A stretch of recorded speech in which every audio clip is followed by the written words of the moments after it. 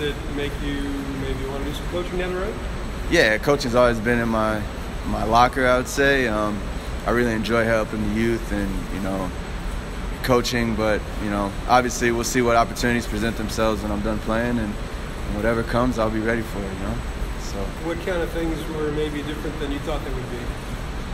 I would say the managing of the players and the emotion side and the relationship side.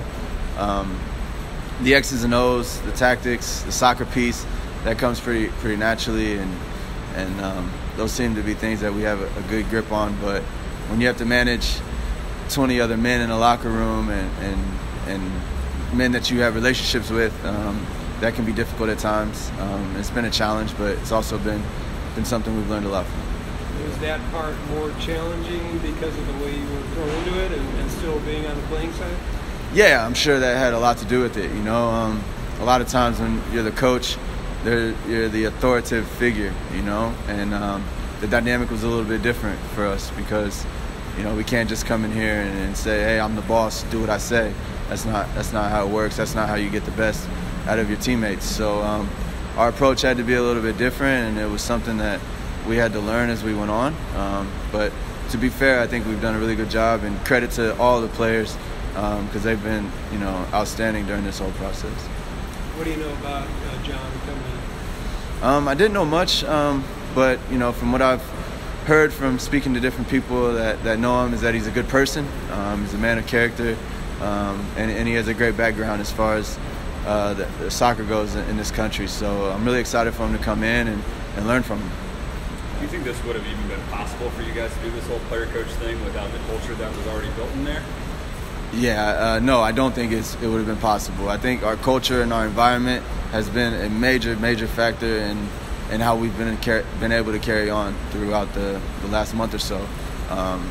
Credit to the previous coaching staff. They really instilled and brought in guys who were bought in guys who were good people, and that helped us tremendously throughout all this. Did you guys ever have much contact with James or the assistants since they've been gone? Absolutely, yeah. One thing that we always preached on was building relationships, so it didn't change when they left.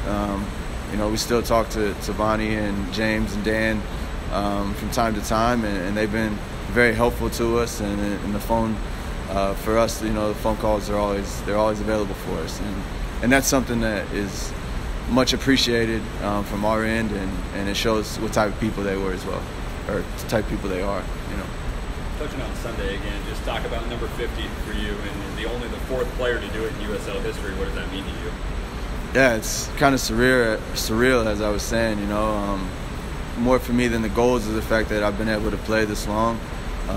It's a great accomplishment. I think it hasn't always been easy for me, but to still be sitting in this chair today and to score 50 goals in my career, it's something I can be proud of. Another 50 on the way?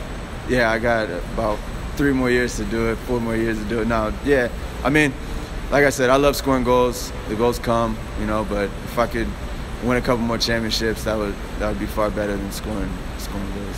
Another big challenge this Friday at New York? Yes. New York, yeah, they'll be a really good team. They play with a lot of intensity, high pressure.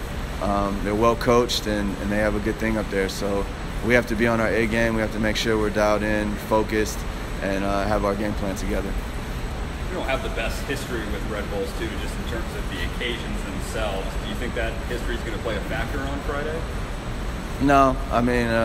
What's done in the past is the past, They are a good team, and they create a lot of problems, and that's probably one of the reasons why our games have been very eventful in the past. So, they have a lot of young players. They have some new players coming in out of their team from time to time. So it's about us getting our best understanding that we can of who we'll see on the weekend and doing what we're good at.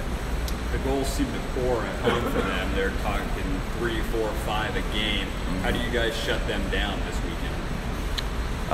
I think for us the key is to be switched on in transition. They like to press, and they like to punish teams off of their mistakes. So I think if we can keep a good shape and be on the front foot and make sure that we're in good positions when we do lose the ball, I think that would be our best best hope to limit their opportunities.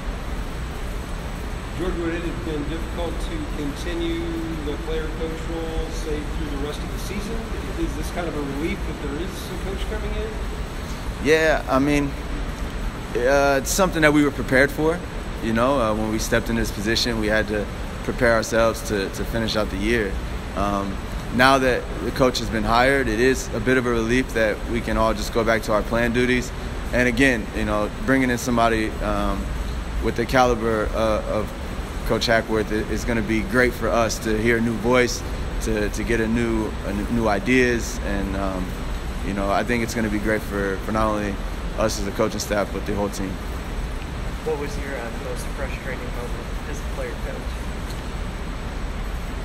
I would have to say the Chicago Fire game and the amount of red cards.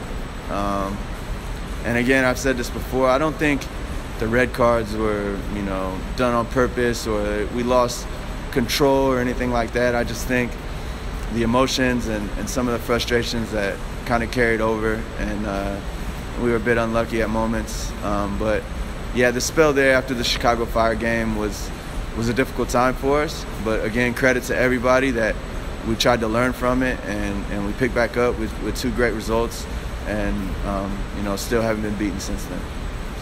As you guys look to claw your way back up the table, how much do you emphasize that game-by-game mentality going forward? Yeah, you know, that's the process here, game by game. As we say all the time, if you take care of the games in front of you, then the table will take care of itself. So again, following the process, make sure we have a good preparation leading into the games, and going into each game with all of our focus.